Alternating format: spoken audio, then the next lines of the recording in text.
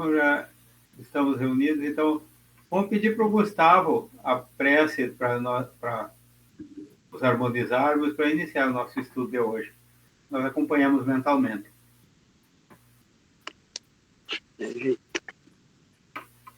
Então vamos procurar. Vocês estão me ouvindo bem, todo mundo? Eu estou com fone? Sim, ouvindo bem. Então vamos procurar elevar o nosso pensamento a Deus, aos nossos amigos espirituais, para harmonizar nossa energia nesse momento, para que a gente possa ter um estudo muito proveitoso e que a gente possa aprender e evoluir um pouco mais na nossa caminhada aqui na Terra. Que assim seja. Que assim seja.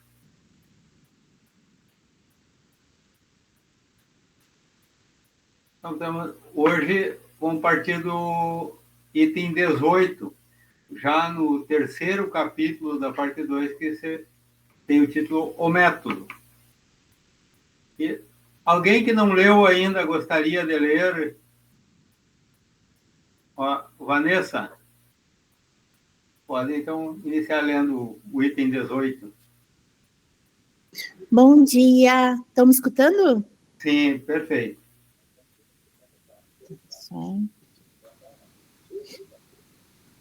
Muito natural e louvável é, em todos os adeptos, o desejo que nunca será demais animar de fazer prosélitos. Visando facilitar-lhes essa tarefa, aqui nos propomos a examinar o caminho que nos parece mais seguro para atingir esse objetivo, a fim de lhes pouparmos inúteis esforços. Dissemos que o Espiritismo é toda uma ciência, uma filosofia. Quem, pois, seriamente queria conhecê-lo, deve, como primeira condição, dispor-se a um estudo sério, persuadir-se de que ele não pode, como nenhuma outra ciência, ser aprendido a brincar.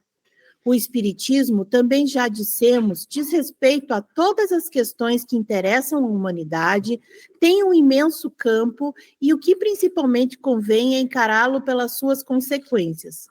Forma-lhe, sem dúvida, a base a crença nos espíritos, mas essa crença não basta para fazer de alguém um espírito esclarecido, como a crença em Deus não é suficiente para fazer de quem quer que seja um teólogo. Vejamos, então, de que maneira será melhor se ministre o ensino da doutrina espírita para levar com mais segurança a convicção. Não se espalhem os adeptos com essa palavra, ensino. Não constitui ensino unicamente o que é dado do púlpito ou da tribuna. Há também o da simples conversação. Ensina todo aquele que procura persuadir o outro, seja pelo processo das explicações, seja pelo das experiências. O que desejamos é que seu esforço produza frutos e é por isso que julgamos de nosso dever dar alguns conselhos, de que poderão igualmente aproveitar os que queiram instruir-se por si mesmos. Uns e outros, seguindo-os, acharão um meio de chegar com mais segurança e presteza ao fim visado. Aí termina o 18. Não sei se vocês querem comentar. Sim, agora vamos comentar o 18, sim. Então, nós vemos que aqui começa falando sobre, no primeiro ali, sim, de fazer prosélitos. Eu já ouvi um dia o Wilson fazer um comentário sobre proselitismo, que já ouvimos falar que o espiritismo não faz proselitismo. Então, eu peço para o Wilson daí, se ele puder nos dar uma noção mais exata dessa história. Pois é, a palavra prosélito, se formos olhar no dicionário, significa aquele que comunga das mesmas ideias. E quando nós vamos ouvir ou ler muitas pessoas que se aventuram a falar sobre o Espiritismo e não se dão conta do significado da palavra prosélito, percebemos que muitos a utilizam de maneira adequada. É bem fácil e bem comum nós percebemos pessoas que incorrem neste equívoco, porque eles dizem: o Espiritismo não procura fazer prosélitos. E aí nos deparamos neste ponto em que o Livro dos Médiuns nos dá o método para fazer prosélitos e dá até a receita, e começa dizendo que nunca é demais estimular aqueles que desejam fazer prosélitos, em outras palavras, porque eu estou aqui dublando o que eu falei no momento.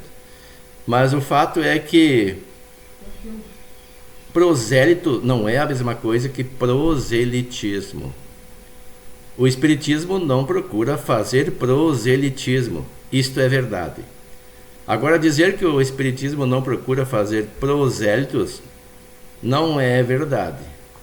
Porque o que mais o Espiritismo deseja fazer é consolar as pessoas, na condição de consolador. Ora, se eu vou consolar pessoas, eu tenho que levar a elas um conhecimento que faça com que elas entendam o porquê do sofrimento, o porquê das desigualdades entre as pessoas encarnadas na Terra, onde está a justiça de Deus. E isso tudo tem que ser embasado em fundamentos com que façam que as pessoas entendam isso de maneira racional. Agora, se eu quiser fazer com que elas entendam isso de uma forma impositiva, abdicando da razão, abdicando da lógica, através de uma fé cega, eu estaria fazendo proselitismo. É a imposição do meu ponto de vista ou de uma doutrina àqueles que não comungam da mesma ideia. E já prosélito, como eu disse, é aquele que comunga da mesma ideia. E o Espiritismo busca sim fazer prosélito, de uma forma que as pessoas entendam as razões por que nós pensamos desta forma. A razão que nos levou a entender onde está a justiça de Deus. Onde está a razão de alguns sofrerem mais que outros, alguns serem mais felizes que outros, ou pelo menos mais alegres que outros na Terra, porque a felicidade é bem relativa. E entender que as penas, por mais doloridas que sejam, não são eternas. Isso tudo nós encontramos nas obras basilares da doutrina espírita. E ao tentarmos fazer prosélitos, Kardec nos orienta a partir do simples para o complexo. E nesta tentativa, nós nunca deveremos ter a ilusão de que em poucas conversas de minutos, ou mesmo horas, ou até mesmo um dia todo, nós possamos fazer com que a pessoa entenda o nosso ponto de vista como nós o entendemos. Nós temos que indicar a eles as fontes. E a principal fonte da doutrina espírita é o Livro dos Espíritos. Porque ele nos faz entender o que nos levou a compreender o Evangelho de Jesus como o entendemos agora. Aí nos lembramos que Jesus, um pouco antes de ser preso, para ser depois sentenciado à cruz, prometeu aos seus apóstolos que enviaria um Consolador que ficaria conosco para sempre e que nos traria coisas que ainda não podiam ser ditas e tantas outras que seriam esquecidas, porque ele já tinha ciência de que nós, através dos sucessivos anos, décadas e séculos, nos esqueceríamos de muitas coisas, até mesmo de uma forma meio que forçada, porque a filosofia do Cristo não é uma religião. Ele não instituiu religião nenhuma, mas depois se tornou uma religião. E os perseguidores que eram do cristianismo acabaram tornando o cristianismo, na verdade o catolicismo, a religião oficial do Estado. E desde então, por questões de sincretismo e acomodação dos convertidos, houve muitas mudanças, e Jesus previa isto. Por isso ele disse muitas coisas que serão esquecidas, ou que haviam de ser esquecidas. Mas foi além disso, muitas coisas que ainda não podem ser ditas.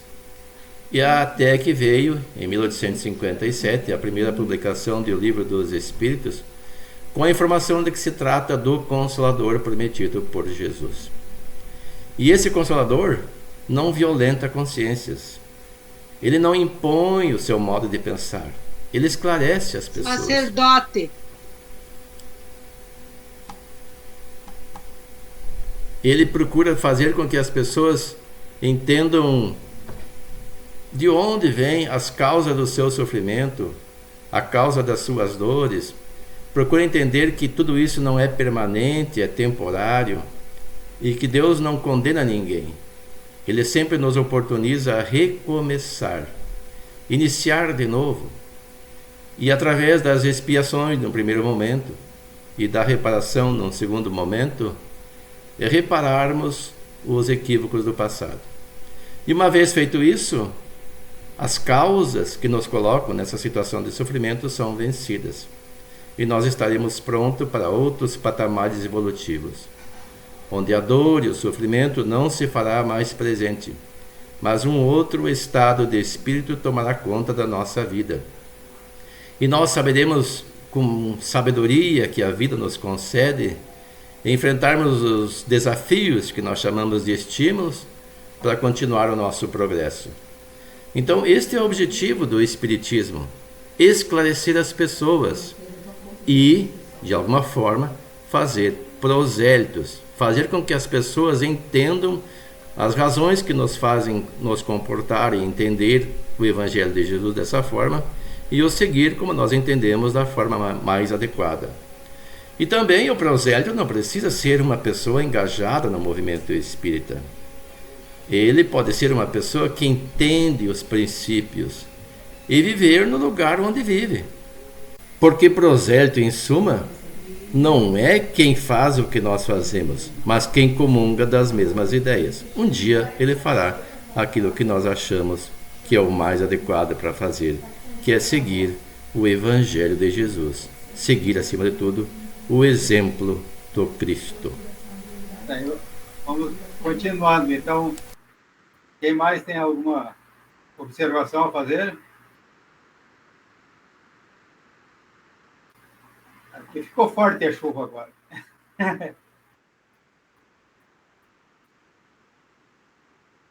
Aí, Paulo. Oi, bom dia. O que você perguntou? Sobre esse nosso item 18 aí, sobre o proselitismo, o prosélito, sobre o método que nós temos que usar para convencer ou para aqueles que nos procuram, que não sabem que a gente é espírita e vem nos fazer pergunta. E aqui, já Kardec, dentro do seu estudo, da sua orientação que ele teve no momento, ele nos deu o método. Como que a gente deve abordar o assunto quando falarmos com pessoas não espíritas? O que tu entendeu aí? O que tu pode nos transmitir? A doutrina espírita é uma doutrina amorosa, de convite. Então, nós não devemos forçar alguém, como o Wilson falou bem ali, a acreditar no que nós acreditamos. Mas quando eles vêm perguntar para nós, aí é o momento de expor uma doutrina, e daí eles vão aceitar ou não. Por isso é interessante de nós conhecer a doutrina e usar essa maneira, como ele nos explicou, para apresentar para alguém. E daí ele vai tirar suas conclusões e vai aceitar ou não. O Papa XVI ele fala que às vezes as pessoas usam o proselitismo de uma maneira ostensiva, agressiva, e isso não, o espiritismo não, ela é uma doutrina amorosa, de convite, leva a mensagem e também através do nosso comportamento nós vamos convencer alguém ou não. Então é aqui que ele está falando, o Wilson já explicou tudo, então Tá bem tranquilo esse entendimento aqui, já deu para nós compreender.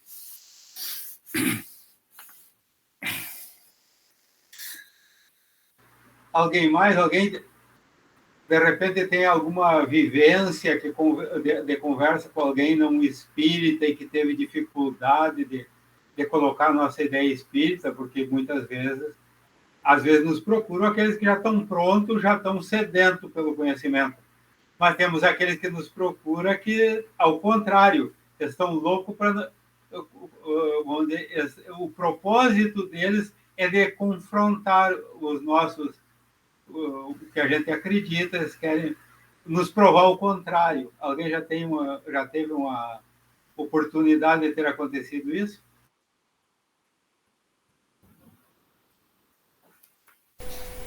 Aliás, mais de uma. Mas uma que marcou bastante foi quando nós morávamos na cidade de Portão. E fomos visitados por... A princípio, foi no começo, por 2 homens que pediram licença e nós permitimos que adentrasse a nossa casa. Procuravam eles, como é normal em toda religião, fazer prosélitos para a religião deles. E quando informaram de que eu participava do movimento espírita, tentaram me converter. E eu comecei a utilizar os argumentos que eu tinha na época, até... confesso que de uma forma ansiosa, porque eu não tinha a experiência que tenho hoje, e percebi que um deles prestava mais atenção. Ele estava ávido por conhecer coisas que naquele momento despertavam nele uma curiosidade. Porque nós sempre, quando entramos em alguma religião, ou em alguma filosofia, ou alguma ideologias, achamos que somos os detentores da verdade absoluta. Isso nos trazem aqueles líderes desses diversos movimentos. E o outro, no entanto, já estava mais reticente, mais radical e queria se retirar.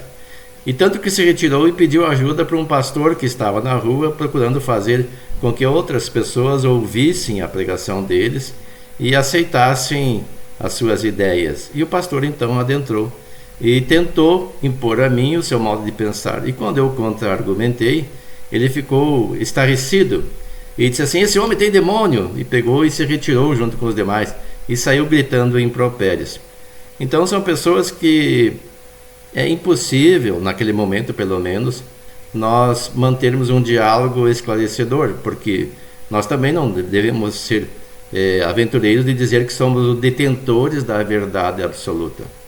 O Espiritismo jamais disse isso. Kardec mesmo disse que se a ciência provar que o Espiritismo está errado num ponto, o Espiritismo segue a ciência. Mas claro, a argumentação e a fundamentação da ciência tem que ser convincente. Não basta criar hipóteses fantasiosas muito mais do que a realidade. Porque muitas vezes a ciência, ou a pseudociência, diz que nós estamos errados num ponto e traz uma fundamentação hipotética absurda, que foge à lógica. Por exemplo, quando um médium fala de uma coisa que não conhece, que não é do seu campo de conhecimento, em que ele nunca teve contato, dizem eles: ele teve contato com a mente coletiva ou algo parecido. É mais fantasioso do que a verdade. Então ele estaria falando uma coisa que não sabia, porque ele estava, na verdade, transmitindo as informações de um espírito que se comunicava através dele. Mas esses detratores do movimento querem, através de uma pseudociência, que é da psicologia, não que a psicologia seja uma pseudociência, mas nessa área sim, dizer que a comunicação que ele recebe não é verdadeira, que na verdade ele está entrando em contato com a mente coletiva, criando uma entidade que nós não sabemos do que se trata. Nós aceitamos ou não. Existe a mente coletiva? É claro que existem as formas, pensamentos que são alimentadas por pensamentos coletivos, que não advém nós entrarmos nessa questão profundamente, porque não é o tema em estudo. Mas dizer que a mente coletiva é captada pelo médium para trazer informações que ele não conhece para fundamentar a negação do espiritismo não nos convence. É preciso que seja convincente. E o espiritismo, então, seguirá a ciência. Mas até hoje é o contrário. A ciência vem provando que o espiritismo diz a verdade. Daí a física quântica. Quem quiser que pesquise. A internet é farta desse material e nos trazer informações a respeito do que a física quântica está descobrindo agora. E a própria física quântica, dentro dos bancos acadêmicos, encontra resistência. Mas também existem aqueles outros que estão aptos a receber a informação. E em qualquer lugar nós podemos fazer isso. Nas conversações, no ambiente de trabalho, no clube que eventualmente frequentemos, ou mesmo viajando num ônibus, num avião, se alguém vier conversar conosco. Às vezes a pessoa vê, quando descobre que somos espíritas, uma oportunidade de obter de nós algumas informações que esclareçam a elas os pontos de vista que elas não entendem. Mas nós não devemos jamais ser pretensiosos de trazer em poucas informações aquilo que a pessoa busca. Nós devemos informar as fontes.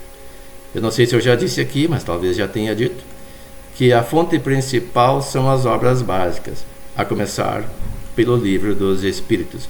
E depois para essa obra que estamos estudando, que é o Livro dos Médiuns, que fala das comunicações entre os seres desencarnados, que são os espíritos, aqueles que viveram na Terra ou em outros planetas e que podem se comunicar conosco.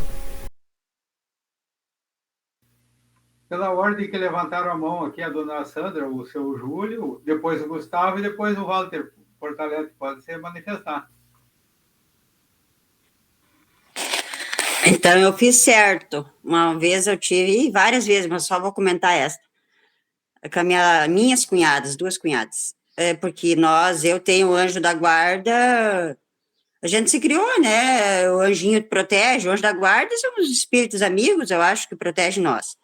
Daí, numa certa feita, vai uma das minhas cunhadas e disse: pá, comadre, tu sabia que o anjo da guarda é o Satanás? E disse vários outros nomes. Que a gente não deve pedir para o anjo da guarda, Deus o livre, é isso e aquilo. Eu só olhei e disse: tu não faça mais isso. E eu concordei, porque naquela situação a gente sabe que não adianta discordar, né? E bem como o seu Wilson estava falando. E eles criticam, a gente sabe, mas daí eu apenas concordo. Porque acho que não sei se faço a coisa certa ou não. Com certeza, tem momentos que a melhor coisa é silenciar. E nós vamos ver no próximo item também que nos esclarece melhor sobre isso. Mas tem situações que a coisa mais certa é silenciar. Isso, a gente prestando atenção, a gente vai ver que quando que é o momento de silenciar e quando não é. Na sequência, então, Gustavo. Acho que seria a Sandra primeiro, não? Foi ela que falou. Ah, tá, não, desculpa, que estava Júlio, Sandra, perdão. Não, até nesse sentido do que estavam conversando sobre a conversação, né? Contar um pequeno relato que aconteceu essa semana e uma pergunta, na verdade. Estou fazendo um curso em Porto Alegre, atendendo lá uma paciente, tentando reverter algum um casinho ali, um probleminha que ela teve pós-cirurgia, que fez há 1 ano atrás. E pós a cirurgia aconteceram algumas coisas ruins na vida dela, né? Logo na sequência. Então ela atribuiu isso a todas essas situações à cirurgia. Se ela não tivesse feito a cirurgia que ela fez, não ia ter acontecido, vamos dizer. Então muito do pós dela na cirurgia não está relacionado aos problemas físicos, vamos dizer assim, que a própria cirurgia causou, mas aos problemas pessoais que ela teve depois. Vendo isso, na verdade, ela tinha sido, na verdade, a gente formar duplas e foi a única paciente que acabou indo naquele momento e ficamos todo o grupo conversando com ela. E aí, como ela era minha paciente, eu comecei a conduzir o atendimento conversando com os colegas, né, o que estava sendo feito, tudo. Só que aí eu comentei e falei a seguinte situação. Dona Maria, ao lado do... Tem que ver se um dia eu estava tentando ter uma empatia, né? Um dia, num momento também complicado ali, abri o Evangelho, mas eu não falei o Evangelho segundo o Espiritismo, eu apenas falei, abri o Evangelho e tinha a seguinte frase: ao lado de uma prova difícil, Deus sempre coloca uma consolação. E aí, dentre as situações dela que ela tinha, o problema dela era que precisava perdoar alguém, estava sentindo isso, mas não que a pessoa iria pedir desculpa para ela, né? E aí eu falei da questão da caridade, né? Que o perdão, né? A caridade é perdoar a pessoa que Deus coloca no caminho para ser instrumento do teu sofrimento, enfim, essas coisas assim. E aí depois disso eu fiquei pensando, eu falei da questão do evangelho, falei, é porque a gente começou, eu individualmente com ela no atendimento, começamos a conversar de Deus. Ela falou que ela era super católica, mas eu em nenhum momento eu falei que eu era espírita, né? Então apenas estava conversando e tentando dar uma, né, uma consolação para ela de alguma forma, né? Nesse sentido, sobre essa questão aí, dessa questão da conversação, faz, digamos assim, como é que eu vou fazer a pergunta? Eu estava tentando falar coisas que eu sei do espiritismo, mas em nenhum momento eu falei que eu era espírita, embora ela falou que ela era católica. Faz alguma diferença nesse sentido? Ou é que às vezes eu fico com o pé atrás quando a pessoa fala que é muito católica, eu falar que eu sou espírita, porque eu já tive pessoa que, sabe, se fechou comigo nesse sentido, né? Então eu não sei às vezes como conduzir dessa forma.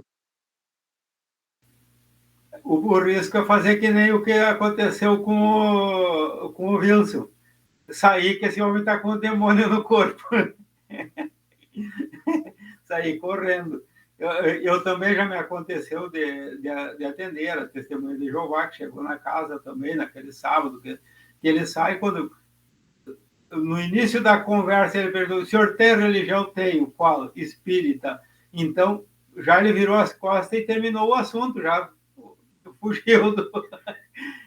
Não chegamos nem a começar a conversa, foi só dizer que era espírita, ele se assustou, não sei o que não me disse nem o que ele imaginava que era o espírita, mas foi suficiente para sair. Então, e o objetivo naquele momento não era consolo, e se o espiritismo, das bases, é levar o consolo para as pessoas, se dizer que era espírita, poderia não ser o consolo era aquela palavra. Então, como ela é espiritualista, então, vamos pegar o que temos de comum, foi o que tu fizeste. Pegou aquilo que ela tinha com o dela e o que tu tem do espiritismo, o catolicismo e o que tem de comum, o evangelho de Jesus, colocou conforme a tua visão, mas sem ferir a crença dela. Então, naquele momento, a princípio, parece ser uma boa ideia, porque não estava ali, a questão não era a religião, ou de trazer ela para o espiritismo, ou de tu ir para o catolicismo, não. Era o consolo daquele problema que ela apresentou naquele momento. Então, daí é a questão, como bom samaritano, então não interessa, tem religião, não tem, interessa a ação. E naquele momento, sim.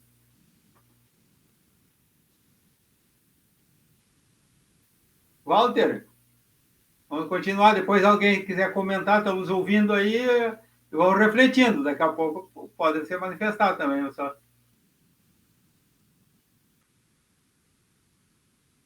Abra o microfone aí, Walter.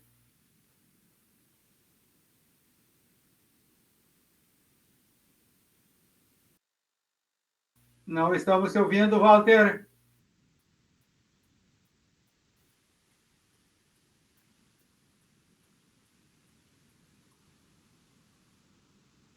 Ainda não, Walter. Está dando algum problema no teu microfone aqui.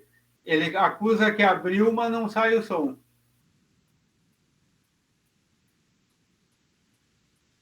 Sabe fazer mímica, Walter? Sabe linguagem de sinal? Vai lá no da Jaque.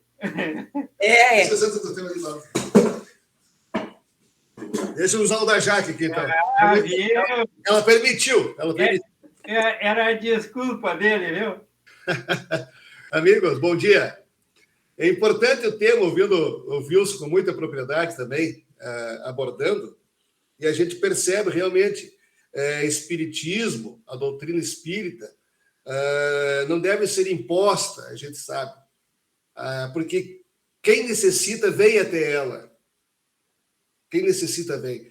E essa conversão, essa imposição, né, não deve fazer parte. Até eu estava lendo ali sobre de Herculano, né, que diz que nós devemos nos interessar, em princípio, porque se interessa. E aí entra, né, Wilson, a questão da evangelização, que é diferente do proselitismo, né, de evangelizar. E para isso você tem que estudar, você tem que estar atento, né, participando, para poder fazer esta conversão. Muitos aqui já devem ter passado por situações em que vem descobrir que amigos de longa data de outras cidades são espíritas. E você conhece a pessoa há tempos, mas nunca houve essa declaração, essa imposição, eu sou espírita.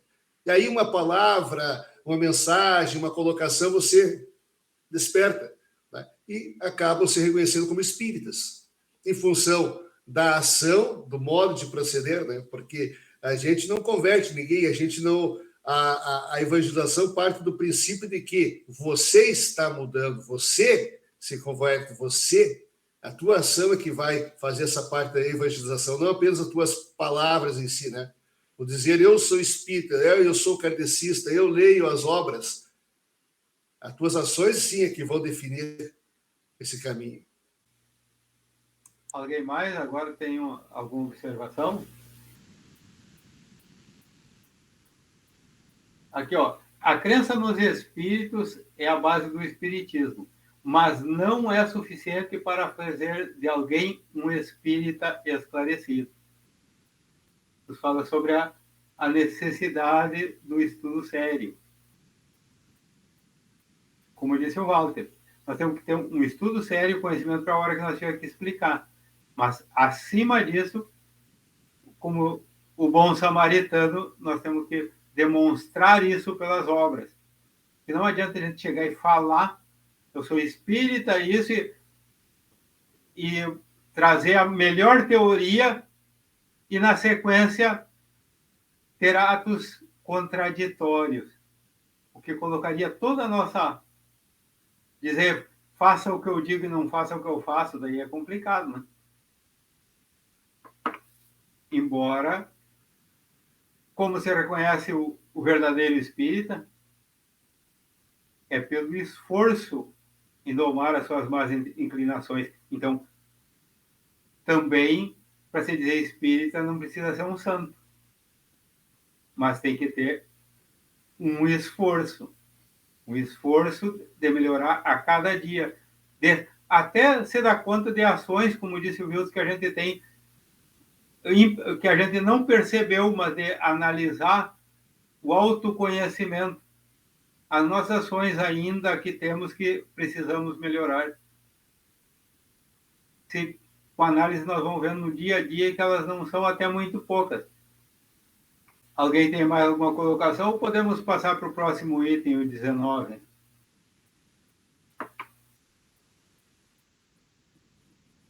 Bem apropriado. Talvez um dos melhores, se não o melhor, para fazer prosélitos, que é a evangelização. A evangelização, quando se fala em evangelização, no primeiro momento se vem a ideia de evangelizar crianças. Mas não é só isso. A evangelização é todo ato de educar, filosoficamente falando, as pessoas, independentemente da faixa etária em que se encontrem. E o Portalete também falou, e depois foi reforçado pelo Marino, a importância do exemplo. Porque falar, em teoria, é muito fácil.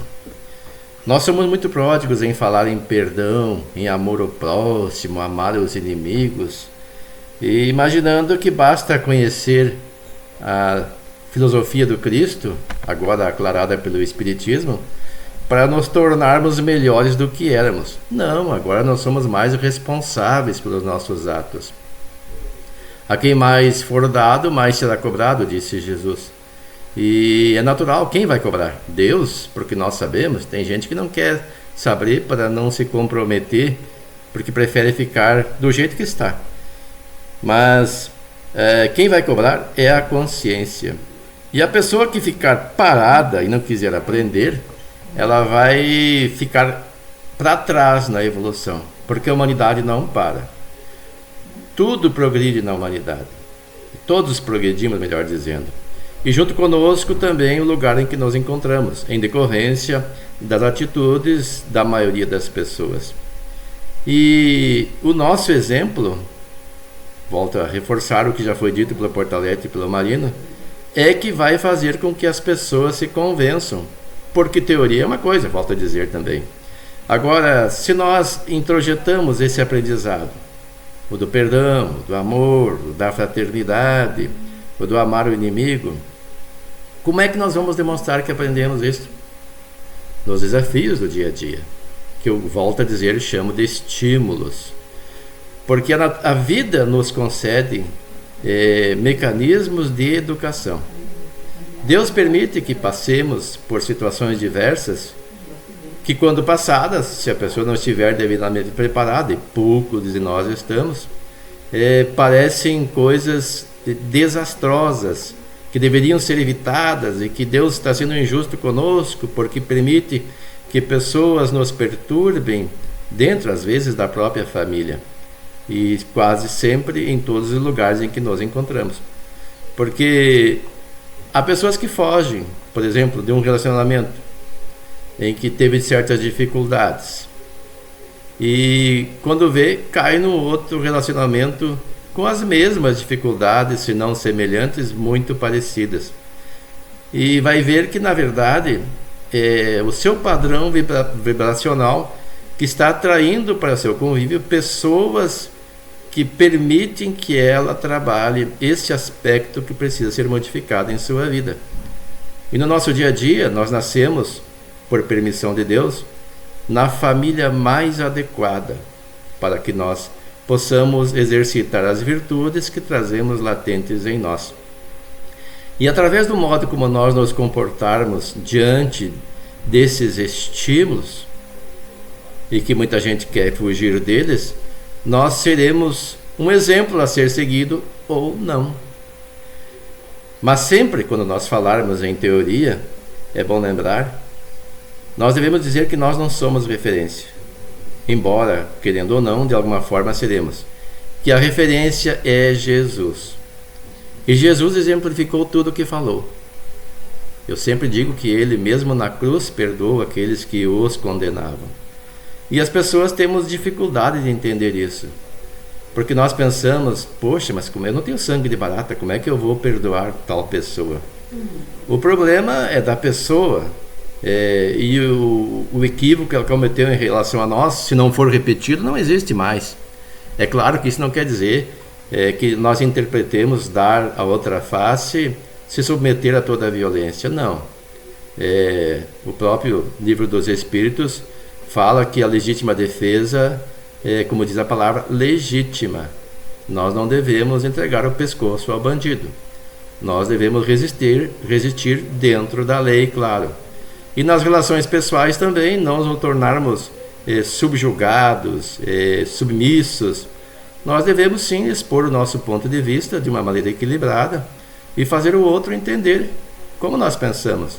E também procurar entender as razões do outro pensar daquela forma. E assim nós procedendo, nós vamos certamente fazer com que os outros pensem, olha, se ele está agindo assim, o que eu faço agir dessa forma? Certamente que alguma coisa mudou na sua vida. E sondando as razões, isso será uma ferramenta excepcional para que as pessoas procurem entender o que nos leva a agir assim. E, quem sabe com isso, fazer prosélitos. E eu falava antes, na outra fala anterior, que prosélito não precisa necessariamente ser aquele que está dentro do movimento espírita. mas que comunga das mesmas ideias. Eu recordo uma palavra, uma fala de Divaldo Franco, que ele dizia que uma madre superiora na Europa tratava de forma ríspida suas subalternas, as freiras, em razão das regras da instituição que ela dirigia, que era um lugar em que as mulheres viviam reclusas, e a freira entendia que o céu se conquistava com o martírio do corpo físico, uma espécie de expiação. E em contato com o Divaldo, com as informações que ele passou e com a leitura das obras básicas que ele repassou a ela, um dia ela escreveu para ele dizendo que queria se tornar espírita. E ela disse: não. Divaldo disse a ela: não, você seria apenas mais uma espírita, entre tantas outras que existem. Isso faria pouca diferença. Utilize agora o conhecimento que você tem onde você se encontra. E ela, então, com essa nova visão do Cristo ressurrecto, não aquele crucificado e martirizado na cruz, mas o Cristo vivo, o Cristo de amor e de perdão, e que nos oportuniza sempre repararmos os erros do passado, começou a tratar diferentes suas subalternas. E a psicosfera e o meio onde se encontravam naquele momento as freiras e ela mudou para melhor. Então é esse o objetivo. Os prosélitos do Espiritismo são aqueles que comungam com as mesmas ideias e o praticam, porque não basta ser prosélito das ideias, tem que ser prosélito também das atividades, das atitudes. Nós podemos dizer que somos prosélitos do cristianismo, mas nós agimos como cristãos diante dos desafios, diante dos estímulos, como eu sempre digo? Fica aí uma reflexão para que nós analisemos como nós vivemos. Marina, não está saindo áudio, tio. Tá bom, estava fechado o microfone. Silane, dando continuidade agora, vamos tentar vencer esse item 19 aqui, que ele não foge muito do assunto. Lê para nós, por favor, Silane. Crê-se geralmente que, para convencer, basta mostrar os fatos. Esse parece, com efeito, o caminho mais lógico. E, todavia, a experiência mostra que não é sempre o melhor, porque vê-se frequentemente pessoas às quais os fatos mais patentes não convencem de modo algum. A que se deve isso? É o que vamos tentar demonstrar. No Espiritismo, a questão dos espíritos é secundária e consecutiva. Não é o ponto de partida. É aqui, e aqui precisamos, está o erro em que se cai e que frequentemente levam ao fracasso diante de certas pessoas. Os espíritos, não sendo outra coisa senão a alma dos homens, o verdadeiro ponto de partida, pois é a existência da alma. Ora, como materialista, pode admitir que os seres vivem fora do mundo material, quando crê que ele mesmo não é senão matéria? Como pode crer em espíritos fora de si, quando não crê ter em si? Em vão acumular-se, se iam diante de seus olhos as provas mais palpáveis, contestá-las todos porque não admitem o princípio. Todo ensinamento metódico deve partir do conhecido para o desconhecido. Para o materialista, o conhecido é a matéria. Parti, pois, da matéria e esforçar-vos antes de tudo, fazendo-o observá-la, de convencê-lo de que nele há alguma coisa que escapa às leis da matéria. Em uma palavra, antes de torná-la espírita, esforçai-vos em torná-lo espiritualista. Mas, para isso, há toda uma outra ordem de fatos, o ensinamento todo especial, para o qual é preciso operar por outros meios. Falar-lhe dos espíritos antes que esteja convencido de ter uma alma, e começar por onde ele deveria acabar, porque não pode admitir a conclusão se não admite as premissas. Antes, pois, de procurar convencer o incrédulo, mesmo pelos fatos, convém-se assegurar da sua opinião com respeito à alma. Quer dizer, se crê em sua existência, em sua sobrevivência ao corpo, em sua individualidade após a morte. Se sua resposta for negativa, será trabalho perdido falar-lhe dos espíritos. Eis a regra. Não dizemos que ela seja sem exceção, mas nesse caso haverá provavelmente uma outra causa que o torne menos refratário. Então, esse foi o item 19. Então, todo o ensino metódico tem que partir do conhecido para o desconhecido. Para o materialista, o conhecido é a matéria. Partir, pois, da matéria e tratai, antes de tudo, fazer que ele observe e convencê-lo que há nele alguma coisa que escapa às leis da matéria. Numa palavra, primeiro, que tornar espírita, cuidar de torná-lo espiritualista. Aí temos uma boa continuidade, não foge muito do que a gente vinha conversando, mas alguém quer alguma observação sobre esse? Eu acho, pelo que eu entendi, assim, para começar a falar com um materialista, a gente não pode começar falando sobre espíritos, que essa questão é secundária. Em primeiro lugar, ele tem que crer na existência da alma, que há uma alma, após que a alma, o espírito sobrevive após a morte aqui na Terra, a morte terrena, né? Então não adianta começar falando de espíritos para o materialista, porque ele não vai aceitar. O primeiro passo é fazer com que ele se torne um espiritualista e acredite na existência da alma. E às vezes, se ele não está inclinado a isso, será um trabalho perdido, como ele diz ali, né? Pois é uma boa matéria para refletirmos. Nós somos só esse corpício, como dizem por aí, só esse amontoado de carne, osso e algumas coisas mais? Ou tem algo mais? Para o materialista, ele acreditaria que é só isso? Então, para nós dizemos que nós somos uma alma, nós somos um espírito que estamos utilizando esse veículo, o corpo. Então, como falaremos com o materialista? Aí está nos dando um método. O que nós entendemos disso? Pergunta para vocês.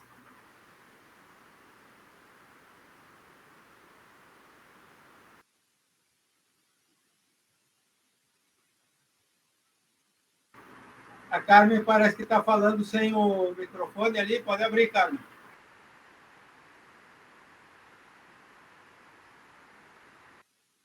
O senhor repete a pergunta, por favor. Como que vamos conversar com o materialista sobre se ele não acredita em espíritos? Então, acreditaria só que a pessoa é só um corpo? Daí como que nós vamos começar a conversar com ele para colocar nossas ideias? Pois é, eu sempre, quando me deparo assim com uma pessoa que é assim materialista, que não acredita, eu sempre pergunto assim, ó, tá, eu sou perfeita, assim, fisicamente, né, meu corpo perfeito. Eu digo para ele, e o que tu pensa, assim, então, desses irmãozinhos que vêm com algum problema físico, né? ou mental. Eu digo assim, tu acha que é normal, assim, tu acha que ele veio, vai viver essa vida e pronto. E por que ele veio diferente de mim? Né? Eu começo a questionar essa parte, porque daí eu acho que a pessoa começa a pensar, né, diferente. Não é fácil a gente aceitar, né? Eu mesmo era uma que eu não aceitava. Eu tinha um sobrinho na família que tinha problemas graves, assim, né? Que ele veio com problemas gravíssimos de saúde e eu não aceitava. Eu me questionava, mas por que ele, né? Por que ele veio assim? Eu sou tão perfeita, a mãe dele era perfeita, o pai dele também, fisicamente. Então, aí a pessoa começa a se questionar. Será que existe mesmo? Eu dizia para ele, eu digo para essas pessoas assim, será que existe só essa vida, então? Né? E quando eu comecei a entender também um pouquinho do espiritismo, inclusive, esse meu sobrinho, ele não falava, ele não conseguia mastigar nada, a mãezinha dele mastigava a comida e botava na boquinha dele. E quando eu comecei a entender, eu dizia para ele, depois, quando tu voltar de novo, ele entendia tudo, ele tinha, assim, ó, a mente dele era perfeita, era só o corpo mesmo. Ele não falava nada, e eu dizia para ele, quando tu reencarnar de novo, tu vai vir perfeito. Eu disse para ele, porque tu é uma criatura que tu não reclama de nada. Porque quando ele viu que eu comecei a entender sobre a vida, a mãe dele entendia ele. Quando eu não estava lá, que ele não estava legal, ele pedia para ela e ela entendia, não sei de que forma, para nós rezar para ele. Pelas vistas, ele conversava com a mãe olhando. E ela me ligava, Carmen, o Franco quer que tu faça um evangelho para ele. Aí ela botava o telefone no ouvidinho dele e eu dizia para ele, a tia vai orar por ti agora. Então, com essas pessoas, eu acho que isso, eu começo mostrando isso, entendeu? Porque Deus não é injusto, eu digo que Deus não é injusto, que nós que só colhemos aquilo que nós plantamos. Então, eu começo dessa forma. Não sei se estou certa ou não.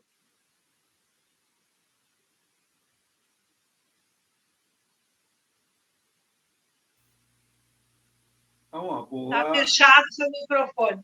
É uma boa maneira, é uma maneira de fazer a pessoa refletir sobre essas diferenças. Então, como que vão fazer ele pensar em alma? Pensar que ele tem uma alma não é uma tarefa fácil. Quando você fala com um materialista convicto, como diz o que ele já está com a ideia pré-concebida. Isso não existe. Então, para remover essa, e ainda mais que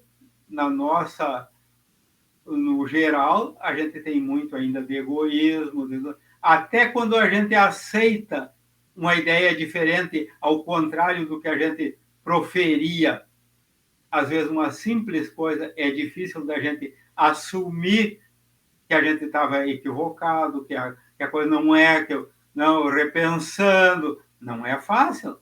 Agora, imagina para um materialista convicto ele chegar e depois dizer, não, eu estava equivocado. Existe o espírito, então, é uma barreira muito difícil de vencer. Já que Portalete, o que tu acha?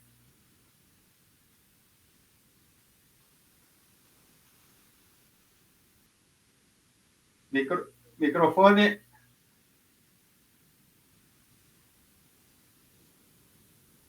Estava brigando com o mouse aqui.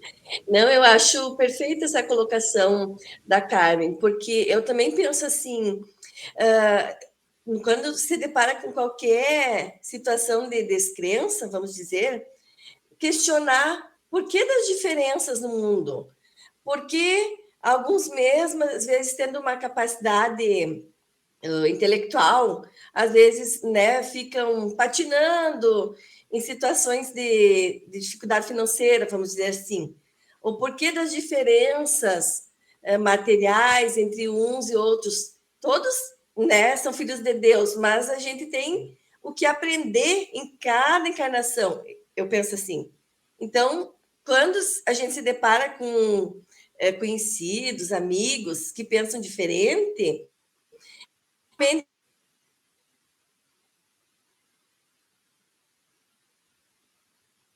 a gente parte das diferenças de cada um. Voltou? Voltou. Voltou?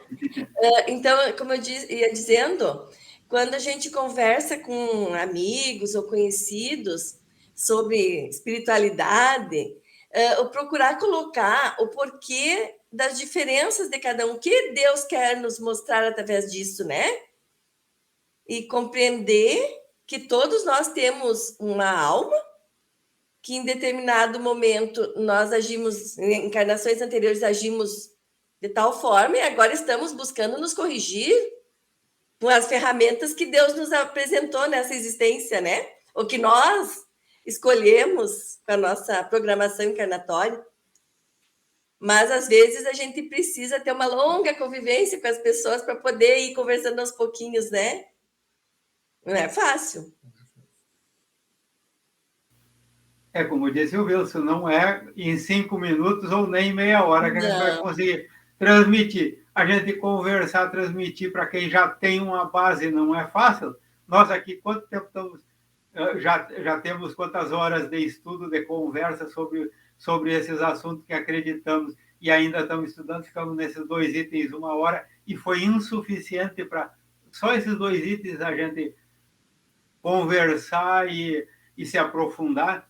Mas vejo pelo semblante que tem muitos que queriam falar, que queriam colocar suas posições e não vão conseguir agora, mas eu convido para colocarem ou em áudio ou em texto no grupo ali do WhatsApp aquilo que ficou agora ainda faltando, que queria colocar, queria dividir conosco deste assunto.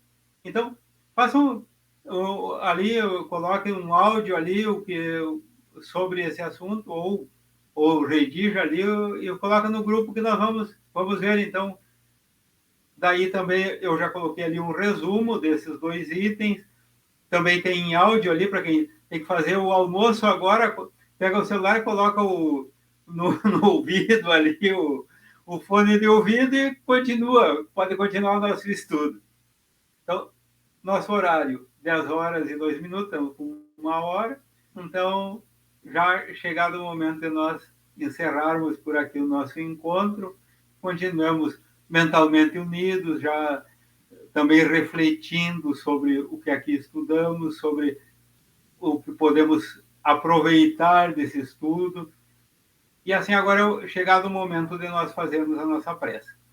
E hoje eu peço para todos dirigirmos o nosso pensamento ao nosso irmão Luiz Vargas, que é o presidente da nossa casa, uma pessoa que está passando por um problema cardíaco, ainda encaminhando o tratamento, graças a Deus está uma boa perspectiva pela frente, mas que ainda precisamos ajudá-lo mentalmente, em energias, para que ele supere essa prova momentânea de saúde que ele passa. Pedimos, assim, ao nosso irmão Paulo, a prece de encerramento, de irradiação e de agradecimento por esse nosso estudo de hoje. E nós acompanhamos mentalmente. Então, agradecidos a Deus, a Jesus, aproveitamos esse momento que estamos aqui reunidos entre amigos, companheiros, estudantes da doutrina espírita, que nós possa fazer uma vibração assim, que todos os nossos lares sejam envolvidos com essa onda positiva, de fé, de esperança, de otimismo e de alegria pelo momento de estudo. Somos gratos a esse momento e vibramos também por aqueles companheiros que não conseguiram entrar hoje no estudo, mas que todos sejam envolvidos nessa lembrança boa, e assim cada um de nós tenha essa tranquilidade de usar o estudo para essa melhora íntima de cada um, que nós vamos vivendo melhor, mais em harmonia, mais em paz, e todos nós estamos recebendo nesse momento ajuda dos protetores amigos, como Marino falou, envolvendo todos os nossos amigos, companheiros, como Luiz, sua família, muitos outros que estão acamados, estão doentes, pelos hospitais, pelo nosso Brasil, pelo nosso planeta Terra. A vibração vai de encontro às vibrações superiores. E assim, com as outras preces, com as outras vibrações positivas, vai melhorando a psicosfera do nosso planeta. E nós vamos assim, subindo a nossa elevação e vivendo com mais alegria, com mais paz, com mais serenidade. Agradecemos esse momento dessa videoconferência, que nós estamos aqui com alegria, formando assim essa amizade, formando assim essa coletividade, buscando a nossa melhora cada dia. Então, agradecendo esse momento, encerramos então o nosso estudo de hoje, agradecendo sempre a Deus e Jesus que Ele continue conosco nas nossas tarefas, e que assim seja. Boa noite, boa noite, não, bom dia. Bom dia. Feliz aniversário para a Márcia aí. Obrigado. Olha aí, temos... Tá de festa hoje, tá fazendo... tem doce hoje, Então, um abração aí, transmito para a Márcia aí. Um bom domingo a todos. Bom domingo, Vanessa, para ti, a Vilma e família. Obrigada. A mãe está cuidando aqui da Lelê. Um beijo. Tchau, pessoal. Bom domingo. Beijo.